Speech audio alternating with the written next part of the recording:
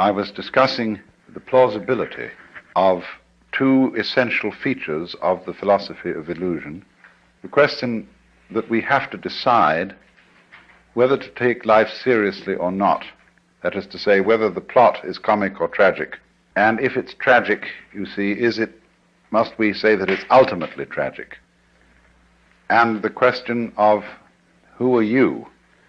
And are we to say that I myself, right down at root, am just a little kind of jerk of some kind that really has nothing to do with this cosmos, but just arises in it and is here on sufferance for a short period and then absolutely nothing follows, you see? Or the alternative to that is what I really am, the same as the whole thing, that is, the works, the it, or whatever you want to call it, Brahman, God, the Tao, the great void, the Buddha nature, I don't care, the self, anything, any name you want. Whereas that attitude, you can look at it from various points of view in judging it. You can say it's wishful thinking. You can say that it's insufferable pride. But the point of the matter is, as I tried to show, any other way of looking at things is kind of schizoid. It looks at human beings as if they arrived in this world like a bunch of birds on the branches of a barren tree. And they just got settled there, they don't belong. The sense of being strangers and pilgrims from another domain altogether. Well, where is this other domain? And how does it relate to this one? Are they separate? Even when we say that two domains are the poles apart, the very fact that they're poles shows that they have a hidden connection. And the hidden connection is the big thing in life. All you junkies know that.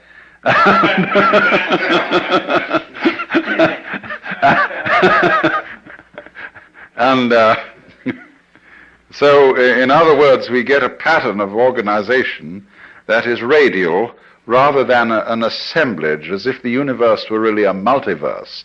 A lot of things that got collected together out of the infinite wastes of space and sort of began to maunder around each other. Whereas the other pattern, which is so much more sensible, is central and radial, and I showed you how the crystals and the stars and the octopuses and even the human beings are all radial structures. Of course, we don't see our radial relationship to the totality of the universe because it isn't obvious. It's obvious that a tree is an arm of the earth reaching up and waving at the sky, and a mountain is another kind of radiation from the earth, and so is a leg from a body, and hair, and things like that. But what makes human beings, as the highest of the mammals, so conscious of being independent is that they are topologically an enclosed surface, you see, which wanders around independently of the ground. What we don't notice is that we are not independent of the ground at all, that wandering around is something that is entirely related to there being some ground. In other words, when you run up a hill, the hill also runs you up it. The hill rises and lifts you as you run, you see? And if you understand that, you don't take a hostile attitude to mountains and hills. You're grateful to them for lifting you up so high in the air, because that's presumably why you went up, that the thing was high. It was lifted up. You wanted to be lifted up. It lifted you up. You had to cooperate, of course. I always like the illustration that I've used before of the thistledown. The thistledown, too, comes moving through the sky. I once was playing with the thing, and it just came out of the blue sky, and I caught it like that, pulled it under my nose, and it started to pull, to get away. See? It looks as if it were a butterfly or something. It pulls away when you catch it by the leg. And I thought, oh no, of course, that's not the thistledown, it's the wind. Well, which was it? In a famous debate that was settled by the sixth patriarch of Zen, there were two monks arguing when a flag was flapping in the wind, whether it was the wind or the flag that was moving. And he said, it's neither, it's the mind. And so in a way the same thing was true about the thistledown. The mind is the moving thing, because which point of view will you take? Which attitude of mind will you take towards this? Is it the wind moving the thistledown? Or is it the thistledown that is moving itself with the wind? After all, when you see a sailing boat, and there's a man in the sailing boat, who is moving the boat? Is it the wind moving the boat, or is it the man moving the boat because he was smart enough to put up a sail? Much smarter way of getting around than rowing. You don't have to work. It's intelligence, you see, the mind that moves the boat. And so in the same way, I thought, this thistledown has some kind of intelligence. It's radial, it's organized, it's beautiful, and it's used that to sail itself with the wind, to enable itself to pull like a little organism playing with the wind. And so in just the same way, each one of us uses the universe to get around, and the universe uses us to play with, and to make games and patterns, and to do its stuff. So because we seem to be disconnected and entirely sealed within our skin, that is a very deceptive thing, because the skin is not really the boundary of man. You'll notice that in various periods of art, human beings have been shaped in different ways, have been more or less transparent at some times, at other times opaque, and sometimes the emphasis has been on the state of mind which this human being is in. At other times the emphasis is on the bodily conformations and so on. In the work of painters today, one sees images that at first sight one doesn't recognize as being human. There was an exhibition at the Museum of Modern Art in New York some years ago called The New Image of Man. And these things didn't look like human beings at all. Some of them did, but that's because what does a human being look like? That depends on your point of view. You see, if you are prejudiced that a human being is only what is inside his skin, then you think that when anybody paints the human being beyond those boundaries, that he's lost the image of man. He hasn't necessarily lost it at all. There's an old feeling that the shape of the universe is the shape of man. I don't know if you've ever heard that said, that man is the microcosm and that the universe as a whole is the macrocosm. Now, as you plumb out into the universe and explore it astronomically, it gets very strange. You begin to see things in the depths that at first sight seem utterly remote. How could they have anything to do with us? They are so far off and so unlikely. And in the same way, when you start probing into the inner workings of the human body, you come across all kinds of funny little monsters and wiggly things that bear no resemblance to what we recognize as the human image. Look at a spermatozoon under a microscope, and how can that have any connection with a grown human being? It's so unlike, you see. It's foreign feeling. And you get the creeps sometimes, the foreign feeling about yourself, if you feel your own pulse, or if you're able to look at an X-ray in some way of your inner organs working. See, they're all strangers to us. We don't know about them. And they give us the creeps, as if they were, coming across some weird insects in the dark. That sort of feeling. What we will always find out in the end, you see, when we meet the very strange thing, and we look into the distant reaches of space, there will one day be the dawning recognition, that's me. Why, that's me. And the whole game of the universe, you see, is to appear as strange to itself as it possibly can. That's how one keeps variety going. That's how one keeps wonder going, and all kinds of exciting developments. How different can you get? In the beginning, the Lord said, get lost, to himself, you see. So we shall find, for example, that space that you see all around you and containing you. And you can feel space in many ways. Space is not only something that comes through the eyes. The movement of your arms if with closed eyes, for a blind person, is his way of knowing space. And you can hear space audibly. Lots of sounds appear to be in restricted spaces or ample spaces. And silence that goes with sound corresponds to space. And even St. Thomas Aquinas, that old Catholic theologian, said that good derives its virtue from evil, just as it is the silent pause that gives sweetness to the chant. But space, you see, that seems to contain, space is one's mind. This was common sense to people living in the early Renaissance, for example, at the time of Dante. There are many references in Dante's poetry to the identity of mind and space. And likewise in a 8th century text in China, the Sutra of the Sixth Patriarch, he likens the nature of mind to the nature of space.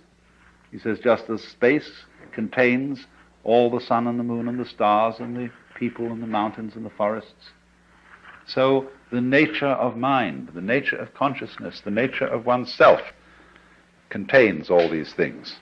So you see that if you think that way, you have an image of man that is global, that is very different from the image in which man is defined as bounded by his skin. That's a prejudice. We think now, for example, I have my own private thoughts. Well, nobody has private thoughts, because one thinks in images and words, and these words and images are derived from the whole thought structure of the society in which you live. We think thoughts.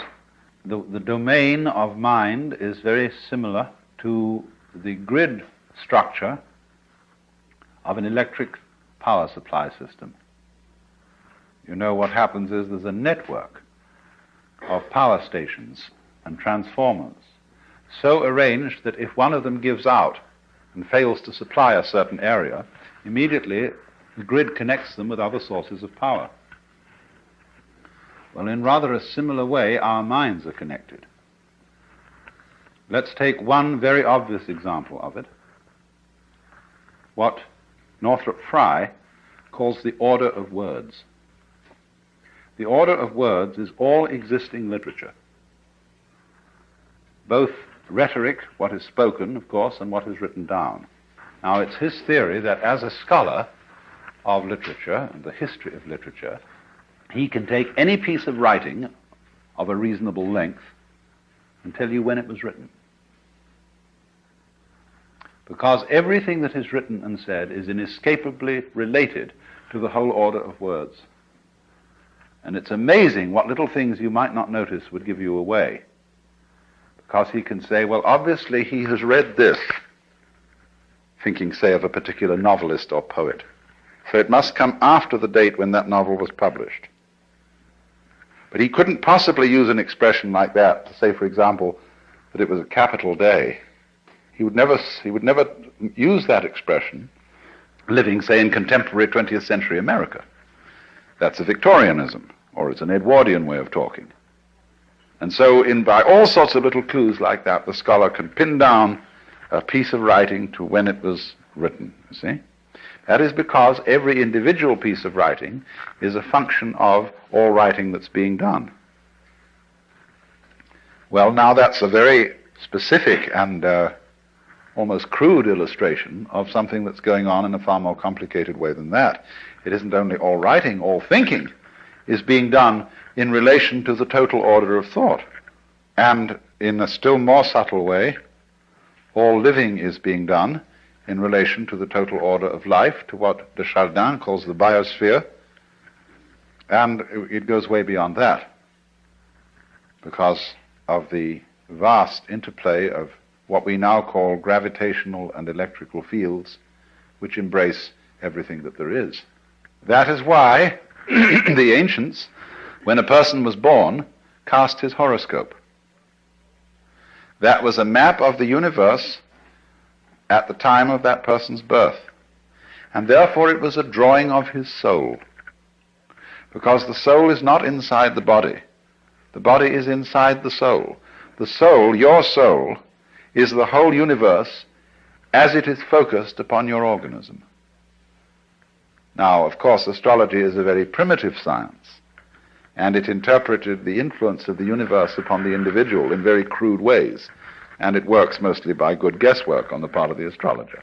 If you know how to tell fortunes at a fair, you will find out a great deal about how all these predictive psychic sciences work, because the client invariably gives himself away, either by his anxiety to be told the truth or by his anxiety to conceal it. They work equally well. But there is, you see, underneath the astrological notion, a sound idea that the true map of the soul is the picture of the universe surrounding the individual. It isn't necessarily your soul is not the picture of the universe just at the moment when you were born, you see. It goes along all the time you live, because the whole thing expresses itself through you. And therefore, in that sense, the map of the stars, the horoscope, etc., was an image of man in just the same way as we regard a picture of the human body as an image of man. And it's an image from a different point of view. It's a bigger image. It shows, in other words, that your mind is very largely outside your body. After all, it's inside too, it's simultaneous.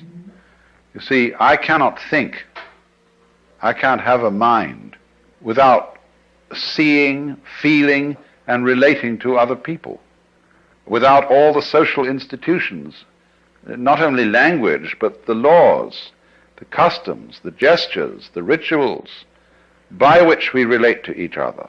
All those things compose the mind. For the mind is a huge network of relationships and interconnections at a high level of sensitivity. Mind and matter are, of course, polar. They go together. There are two ways of thinking about the same thing, or shall we say two dimensions of the same thing, just like length and breadth, or just, shall we say, like shape and color. You see, nobody ever saw a shape that wasn't colored. Nobody ever saw a color that wasn't shaped. And yet we can see there's a very clear difference between color and shape. But they always go together, they're always found together. Well, it's the same sort of relationship between mind and matter. And the difficulty that people have in trying to reduce one to the other, and saying, well, the world is only material, or saying, on the other hand, that it's only mental, is the same difference you would have in trying to reduce all shapes to colors, or all colors to shapes. Shape and color are made for each other, like a marriage made in heaven. They go together so perfectly, and yet stay so marvelously different. That's why the Buddhists say, difference is identity. Identity is difference. It sounds goofy, but it makes a great deal of sense, because what it's saying is a relational thing, that you don't know what identity is unless you know what difference is, and you don't know what difference is unless you know what identity is. That relationship between so-called opposites is called in the Chinese technical Taoist vocabulary mutual arising. So they say to be and not to be arise mutually. High and low are mutually posited. Long and short are mutually delineated. Now, what we see then is the totality of the cosmos focused at each point, you see, gives rise to the illusion of the independence of the point from the whole. Just as the human being, by virtue of having an enclosed epidermis, and to be able to walk instead of having to be rooted to the ground, presents the illusion of being separate. The interdependence of the figure and the background, and how the two play together, how you can switch from paying attention to one to paying attention to the other, and in each case it's significant. That is an art that we have lost in our day-to-day perception of life, and it leads, practically speaking, to the serious problem of ecological blindness.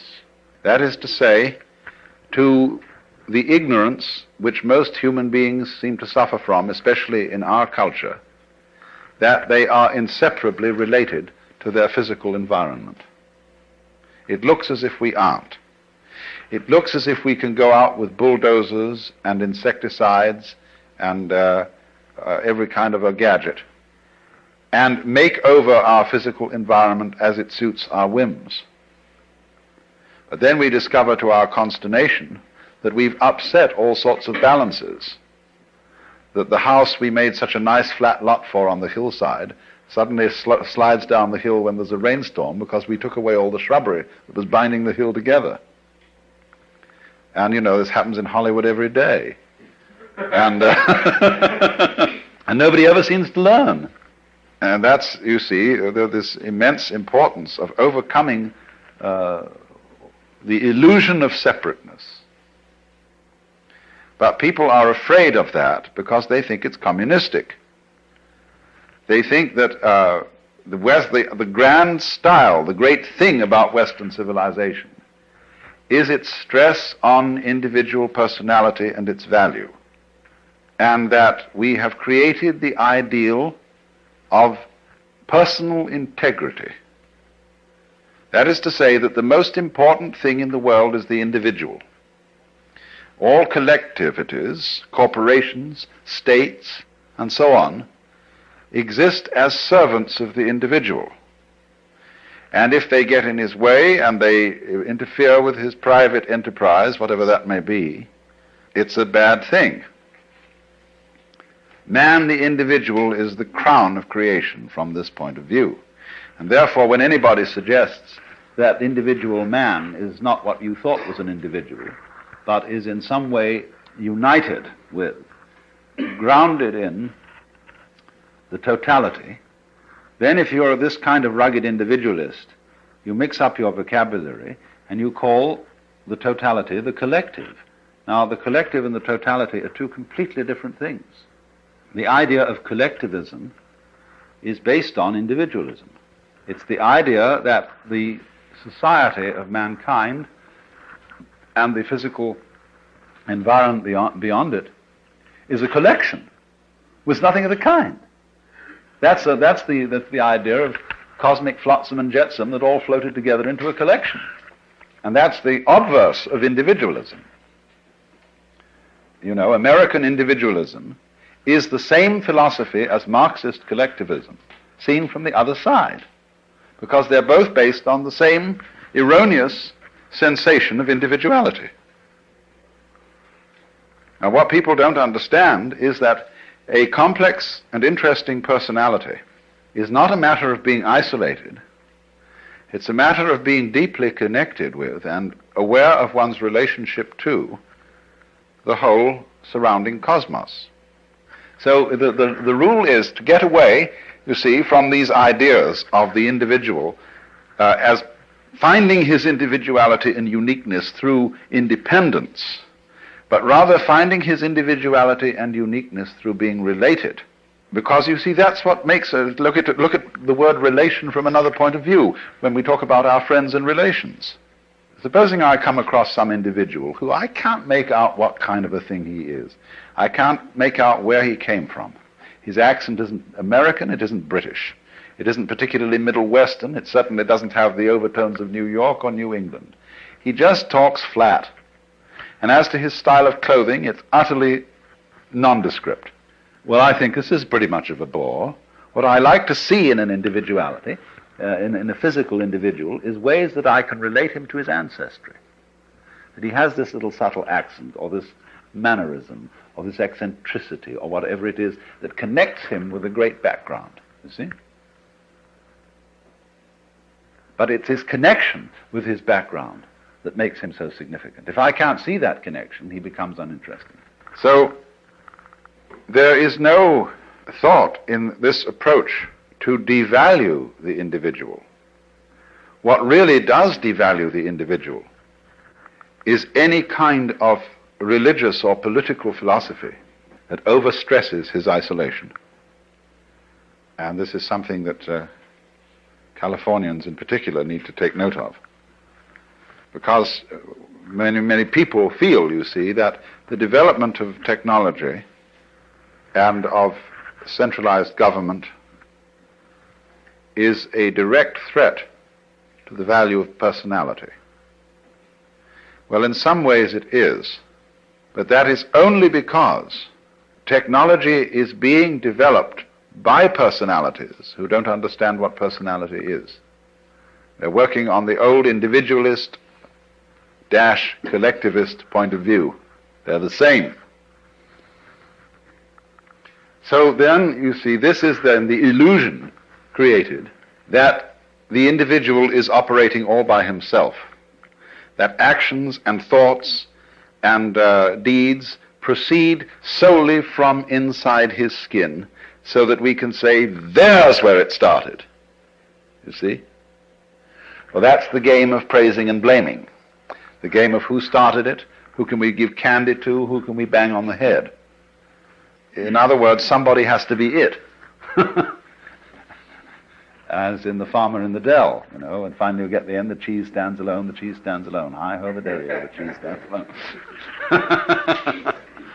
Well, why? Who started it? The group. Well, another fear about this is that it absolves people of responsibility if they see through the illusion of separateness. The truth of the matter is, actually, that no philosophy of history has really succeeded in making anybody more or less responsible. In other words, let's say that you are a Christian, a Catholic, of the old-fashioned medieval type, who believes that you've got an individual soul with free will, and that you're under responsibility to God to obey his law, and that if you don't, the most disastrous consequences imaginable will befall you. You'll fry in hell forever. There's no evidence whatsoever that believing in that made people any more virtuous than they are today. None at all. Indeed, clergy who believed in all this owned whorehouses and all kinds of things. They were just as contemptuous of law and order as anybody could be now. And part of the reason was, of course, that the threat of hell was an unimaginable penalty like the H-bomb. It's just too big to think about, and really brings justice into disrespect because it uses such crude and clumsy methods. You know, it's like using a steam hammer to drive in tacks. Responsibility is a thing like a nice face, which you either have or haven't. Certain backgrounds, certain interests, certain awarenesses of relationship create responsibility in some human beings. And they live that way not because they are giving themselves sermons and telling themselves all the time that they ought to be responsible. It's because they're intelligent enough to see that being responsible makes things very much easier for everybody all round. That's all there is to it. And, of course, that's all is a big all, but the people who are frightened that other people will abandon responsibility never did have any way of thinking that would guarantee that people would be responsible. There is no such guarantee. If there were, we should be automata. Now, I want to switch to another aspect of illusion. The quickness of the hand deceives the eye. And that is, of course, the great illusion of what we call matter. Density, impenetrability, opacity. I find it hard to talk about the illusion of matter because I'm a materialist. That is to say, I like material. And though I may seem to you to be quite self-contradictory. For example, a wine should have body. Pure alcohol doesn't. And it's terribly important in human character for there to be a blend of materialism and mysticism, between sensuality and spirituality. You see, people who are purely sensuous and materialistic get very boring. You can fill your lives with all good things, with Alfa Romeos and hi-fis and wonderful cameras and girls with beautiful bodies and Chris Crafts and dry martinis and Chanel No. 5, you know. And after a while, if that's all you've got, it gets sickening and the bottoms begin to feel like plastic and the martinis taste like medicine. And somehow, bleh, you get a distaste for life, and even for mountains and trees and waters. And then on the other hand, the purely spiritual approach to things is too rarefied, too earnest, too abstract, too purely Euclidean. And the people who are intensely spiritual and don't have any sensuality are always desperately serious, colorless, lacking in humor, and never are able to meet one as man to man with a kind of a friendly leer in the eye. That's terribly important. Yes, they live at a level of the frantic intensity. I see these two extremes need each other. Say, spirituality needs a beer and a loud burp, and sensuality needs a rough blanket and a hard bed and a cold night with the stars, you know, to wonder about.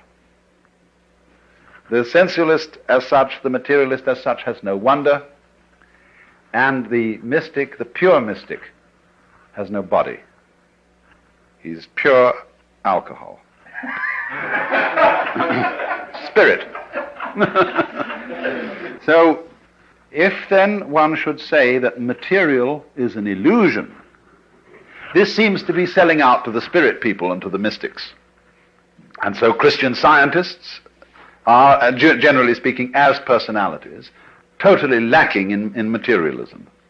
They're prissy and lacking in color, and their churches are very, very disagreeable. They're all reading desks, and they're too bookish, and they have no ritual, no ceremonies, no verve, you see? It's all cerebral. And likewise, when people get the wrong idea about Hinduism or Buddhism, they go in for this same ultra-mysticism. They start disbelieving in all material pleasures as crutches. And it's very bad to have crutches, you see. You shouldn't take aspirin when you've got a headache. You shouldn't wear glasses. You shouldn't show dependence on anything. You mustn't like your food too much, because that's becoming gluttonous. So you eat very plain food, which is not spiced, and you eat it out of a sense of duty. That is to keep the body functioning. You drink only water, because other drinks might cause certain dependencies and give you too much pleasure. And because the idea is, you see, you've got to control your mind and keep it absolutely calm and still so that you are not dependent on matter. And that's altogether the wrong approach, because, it is a game you can play. It is one of these possible things. I mean, you can play the Jehovah's Witness game. You can play the three-seed in the Spirit Baptist game. All these are various things which you can play, just as you can take up a hobby for bridge or fishing or something like that. But what happens is, you see, that the notion that the material world is an illusion is turned into a judgment of value. If it's an illusion, therefore it's bad. I ought not to be under this illusion. Well, the reality of the matter is that if you see that the material world is an illusion, you can enjoy it a great deal better than if you think it isn't. A true materialist, therefore, is one who knows that material is an illusion. Then he's not afraid of it. Then he can enter into the dance of material with real zest. Because you see, if you're a false and a fake materialist, what's happened? You borrowed money to buy yourself a Cadillac, an impressive house, ranch style with a picture window and a patio and a swimming pool, and you've bought a lot of stock and you somehow wangled the money and borrowed it, and you keep lying awake nights wondering if you're going to make the payments. Well, there's no point in that at all. How can you possibly enjoy all this jazz, if that's the kind of jazz you want to enjoy, if you've got to worry about whether you pay for it or not? And you get hopelessly involved, you get commitments here, commitments there, and finally you have a nervous breakdown and shoot yourself. The only way to enjoy material is to disbelieve in it, just as one can disbelieve in money. Then you can have zest for it, you see? Otherwise, it's much better to be poor. If you have no taste for this kind of life and no real interest in it, but feel that somehow you ought to have it for status reasons, it's much better to stay poor, not have any of that stuff at all. Then this is the important thing I'm trying to say. Material is an illusion, but a great illusion. And the point is to swing it, and not to run away from it on the one hand, or to get stuck on it in the other. Then you can play with it. It's just like a wheel going round. If the wheel is too loose on the axle, it wobbles all over the place. If it's too tight, it won't revolve. But you kind of sit loose, you see, to this thing. Not too loose, though. Now, in what way, then, is the material world an illusion? Well, we know a lot about this now from our physics. And we know that what we call solidity is force, contained force. The agitation of particles or wavicles or whatever they are at such an immense speed that they become impenetrable to other agitations. So that when I put my foot on the floor, the reason it doesn't go through the floor is that the floor is coming into existence and going out of existence so rapidly that there is no interval through which my foot can penetrate. Like an airplane propeller, you can't put your head through it without getting it chopped off. Only that if it were going far faster still, it wouldn't even cut your head off. It would just be like banging your head against a brick wall. And it has to be going fast too within an extraordinarily small and restricted space. The airplane propeller is whizzing around through a considerable space in relation to the size of a head. But if it were going much faster, but through much smaller spaces, you see, then it would be like banging your head against a brick wall. So what we've got in our so-called physical objective world is a behavior of energy where matter arises from it through its behavior in restricted spaces. Density is a quality of space rather than a quality of matter, if you see what I mean. I gave the illustration of the airplane propeller to try and show that. So that all this is an electronic, diaphanous world, very similar to other creations of electronic patterns, the dance of forms on the TV screen, the rainbow, the aurora borealis. It's all fundamentally like that. Only we are of the same kind of jazz, you see. Our bodies are this dance too, and therefore the physical world feels real to us. In other words, it feels solid, because we are something of the same kind. If we were on a different wavelength, we'd walk right through it, in the same way as radio waves come right through the house. They are of such a nature that they can penetrate the spaces, the interstices, or in some way jazz signals through.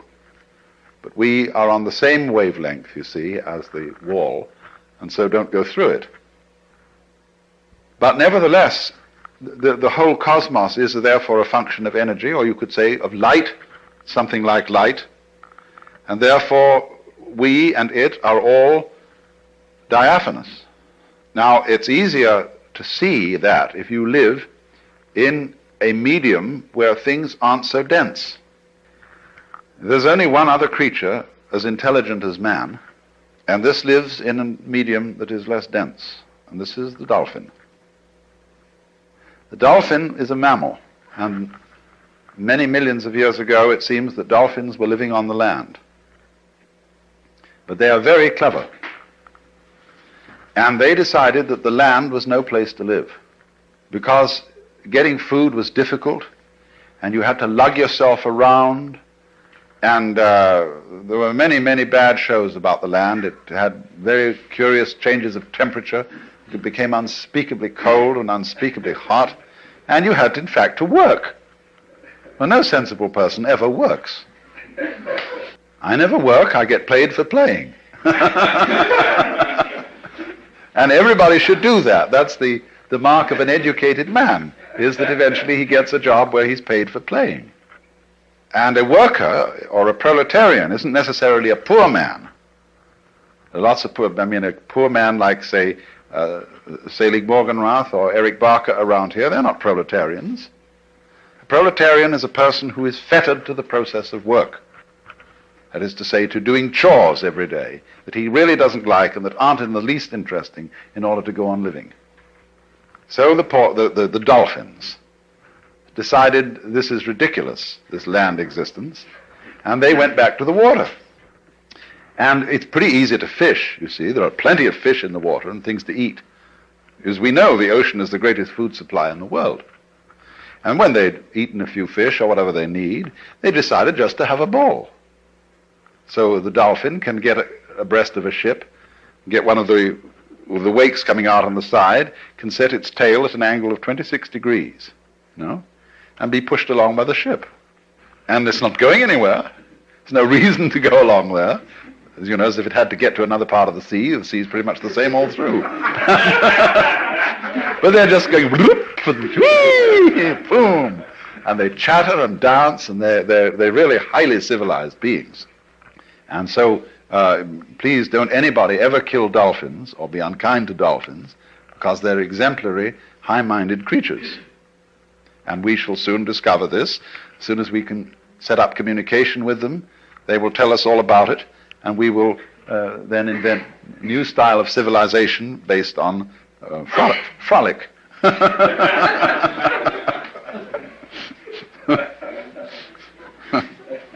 But you see, they dance in the mode of water. Now, human beings, as Toynbee has pointed out, as their civilization progresses, they begin to lose their roots, and they are less and less tied to the land. They go into the air. And what's going to happen if man develops without blowing himself to bits, if he can get over the hurdle, you see, that dangerous point, is that gradually all roads are going to disappear. And the earth will have centers of human habitation, you see, but no roads. They'll be as obsolete as railroad tracks, because everybody will fly. And once the medium of air is much more fluid than the medium of water. And as we fly, you see, on the land, your values are all values of permanence, solidity, firmness. They're architectonic in the sense of our great stone structures, pyramids and things like that. But in the air and on the water, all values are fluid. And what you have to know to be a good airman is, of course, stars. Like whitethroats and other migrating birds migrate by the stars. Imagine. But once you start relating yourself to the stars, you realize that you're living in a universe where directions are all relative. And you become a being capable of existing in non-solidity. And that's why Buckminster Fuller, believed that all techniques and really all culture came from the sea. The men who first learned to sail were the wise men. He has a fantastic idea that there were initiates, great priests who were ship's captains, and that though some of their humble seamen didn't know all the secrets, that these priests were the first people who knew that the world was round, and that gives one an entirely different theology, you see, than if you believe that the world is flat. So from the priests of the ocean, the landsmen learned how to use cranes, blocks and tackles, how to build, what a good house an overturned ship made. And so to this day, a cathedral has a nave as its central auditorium, nave from Latin navis, ship, showing the connections between ships and the first temples. And so Fuller goes on to say, now if you're a good architect, as the ancient architects learned from the ocean, first thing you should do when you get through architectural school is go and work in an airplane factory and understand the beautiful thing that man has made in a fine, fine airplane, you see, which is as great as a bird in its own way, because that's the architecture of insecurity. And that really lives with insecurity.